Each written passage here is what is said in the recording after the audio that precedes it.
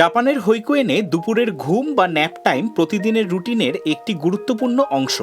দুপুরের খাবারের পরে শিশুদের ঘুমানোর সময় থাকে। সাধারণত প্রায় 2 ঘন্টা পর্যন্ত তারা ন্যাপ নিয়ে থাকে। শিশুরা শান্তভাবে তাদের নিজ নিজ বিছানা, ছোট ম্যাট, চাদর ও কম্বল নিয়ে আসে এবং মেঝেতে সেট করে। শিক্ষকরা আলো কমিয়ে দেয়, হালকা সুর বাজায় এবং শান্ত পরিবেশ তৈরি করে। ঘুমের সময় শরীর আর মনকে বিশ্রাম দিতে শেখানো হয়। অনেক শিশু পুরো ঘুম না হলেও তারা শান্তভাবে বিশ্রাম নেয় এবং দিনের বাকি সময়ের জন্য শক্তি পুনরায় সংগ্রহ করে। ন্যাপ টাইম শিশুদের নিজেকে নিয়ন্ত্রণ করা, ধৈর্য ধরে অপেক্ষা করা এবং মানসিক ভারসাম্য গড়ে তুলতে সাহায্য করে। ঘুম শেষ হলে শিশুরা তাদের বিছানা প্যাক করে শেলফে রাখে, যা তাদের দায়িত্ববোধ শেখায়, সহজ কিন্তু শক্তিশালী দৈনন্দিন অভ্যাসের মাধ্যমে।